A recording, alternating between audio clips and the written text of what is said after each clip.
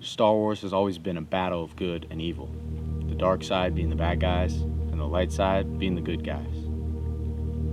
But this is based off real-world application. George Lucas, in part, based the Imperial Empire off the Nazi regime. From the symbolism of the two groups to the way the Imperials wanted to conquer and control everyone and everything.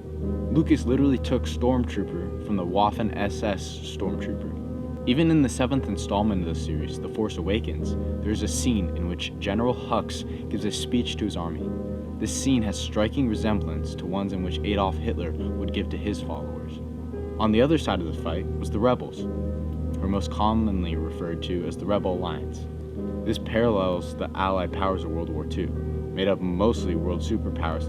In history, we view the Nazis as being bad, so it's easy to say the Imperials are bad. On the other side, we always see the Allied powers as being good, so the Alliance is good too. But Rogue One took this idea and flipped it on its head.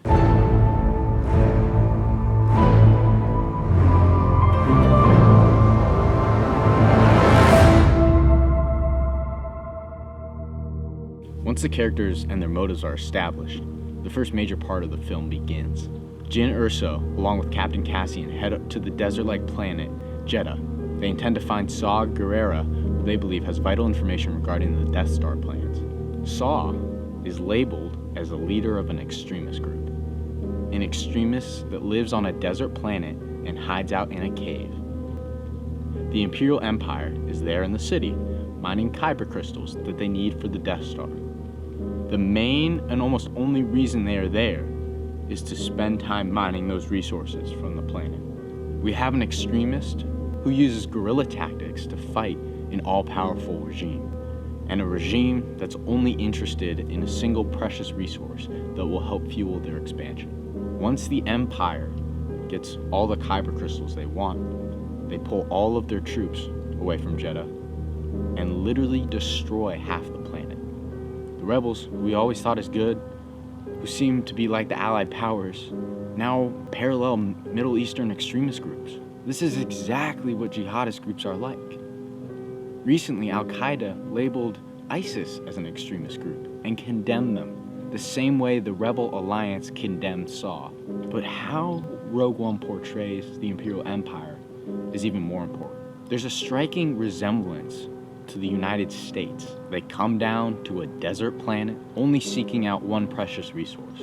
Similar to how the US invaded the Middle East, arguably looking for oil. And when they pull all their troops and resources out, they seem to destroy the region. This was quite similar to how the US pulled all of their troops out in 2011 out of Iraq and literally destabilized the region. This is not the only time the US is compared to the Imperial Empire.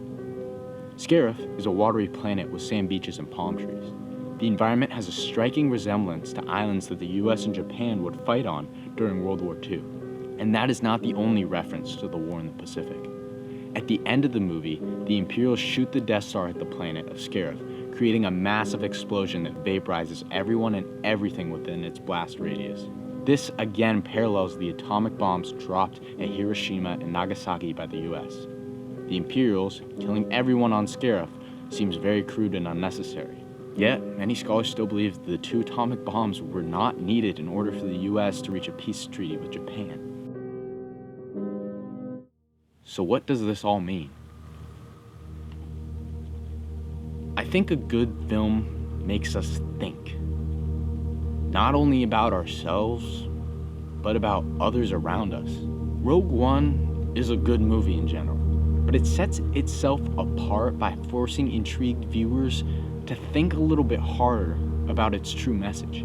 Is the movie saying that the US is now the Imperial Empire and that we spread hatred and kill all in our path? No. Is the film saying that terrorist groups are the new Rebel Alliance and that they're really fighting for good?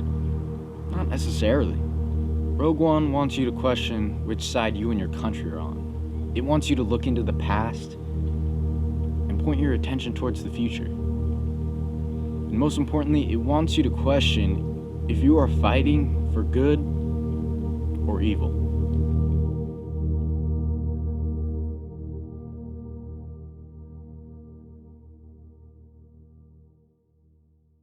Here, I have a pinch of salt for you.